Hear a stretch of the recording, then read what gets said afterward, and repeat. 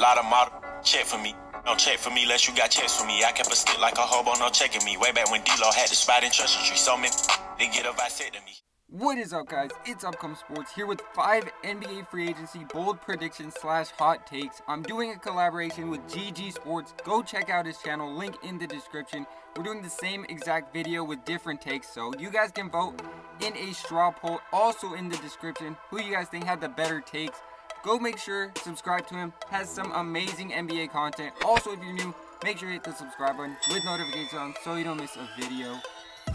We're going to get right into with Kemba Walker to the Indiana Pacers on a max contract. And the Indiana Pacers can fully get this done if they want to, and if Kemba Walker wants to get this done, because they have enough room. Kemba Walker can sign with them. He would lose a little bit of money. He wouldn't get the supermax that the Hornets can give him, but I really like the fit. And as far as competing for a championship, Charlotte is nowhere near as close to Indiana, and they're way more competitive, have a better system. Their GM has shown that he can make trades that are good, like the Paul George trade, which they got good return for, so it would not be a bad decision to go to Indiana, take a little bit less money, but finally try to compete for something. As far as Victor Oladipo goes, he's probably going to miss most of, if not the entire season next season, which won't really matter. I mean, Indiana will still be competitive with only Kemba Walker and a lot of role players. Miles Turner can ball, Sabonis can ball. They've got a lot of guys who are free agents, but they'll probably come back. And then when Oladipo comes back, they could make it to the finals, honestly. Kemba Walker, Oladipo, you get yourself a solid 3. And then you've got Miles Turner, Sabonis, and also Goga, so not a bad team. Next up, I do have Kawhi Leonard staying with the Raptors and taking the Supermax.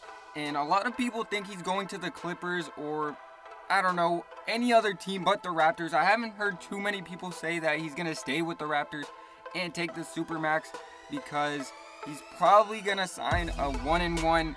People are saying if he does want to stay in Toronto, but I think he just takes the Supermax, gets his money. What if he gets injured? You never know. And he's in his prime right now, coming off of Finals MVP. He is just set to get his bag. But if he doesn't go here, probably go to the Clippers.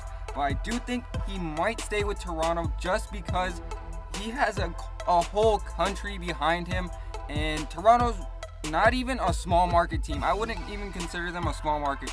They're a pretty big market with a whole country rooting for you. I think that's one of the bigger markets actually in the NBA. Not as far as free agency goes. You're not going to attract a lot of guys, but that team has a solid foundation, solid coach, solid management. Why would you leave that? Coming off of a finals, just defend that. And the team's pretty solid, so I think Kawhi stays in Toronto, signs a 5-year max. Next up, we've got one of my favorite takes for this, and this is Julius Randle to the Dallas Mavericks, which I think is a really good fit. If Porzingis comes back healthy, you can play him at the 5, Randle at the 4, Luka probably even at point guard, and then you get yourself some shooters in free agency, maybe on some lower contracts, and you've got yourself a nice team in the West that could definitely make the playoffs. Julius Randle coming off of an amazing season, which I think he was ready to do with the Lakers. They let him go. I don't know why. I'm a Lakers fan, and I knew we should have brought Julius Randle back. The only concerns with Randle is really his decision making, because at times he believes he's the point guard because he's such a good passer. He's just not the best decision maker at times, so the turnovers could be an issue. But I think playing with Luka's gonna handle the ball, get him in his spot so he can score. So I think that would be a great fit with Porzingis, who can space the floor. Randle is starting to space the floor a little bit, but that team would be nasty. Adding Randle to Luka and Porzingis with some shooters, that team could definitely compete in the West and make the playoffs with pretty good management and a solid base. Next up, we've got the Los Angeles Lakers signing Jimmy Butler to a max contract. Only a 3-year deal though. And I really like this. I like this actually more than Kyrie Irving, because you don't really need scorers on the Lakers if you already have AD and LeBron. But the defense would definitely help with LeBron being on the older side. We saw how his defense has declined from when he was in his prime. So Jimmy Butler, a two-way player, he can get buckets. He's shown that he can be a closer, which LeBron has shown that he needs occasionally. Him and LeBron could close games. AD could take them there. I really like this if they don't go for the depth thing that I don't even know where the Lakers are going to go, but if they do go after a free agent, I think Jimmy Butler would be the perfect fit. And Jimmy, coming off of a pretty good season, starting to shoot the 3-ball pretty well, still a streaky shooter, but can knock it down. And I really like the fit with Jimmy Butler alongside LeBron, alongside AD. And Jimmy's just one of those guys that I feel like he wants to compete, he wants to get his bag, but he also wants to compete, play with LeBron. I just feel like Jimmy is going to be a Laker. Next up, we've got the guy that I think is the biggest wild card here, and that is DeMarcus Cousins.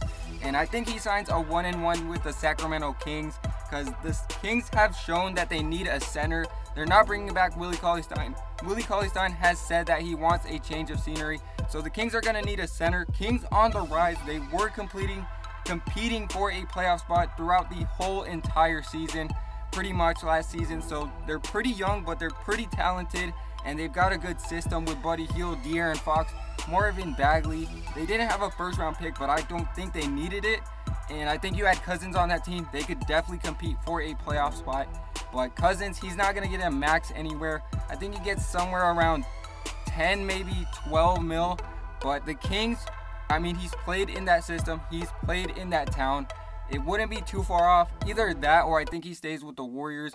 But him and then De'Aaron Fox, Buddy Hield, as I said, Marvin Bagley, that's a pretty dangerous team, especially in the West. I don't know if they make the playoffs, but it's a pretty smart decision for Boogie Cousins.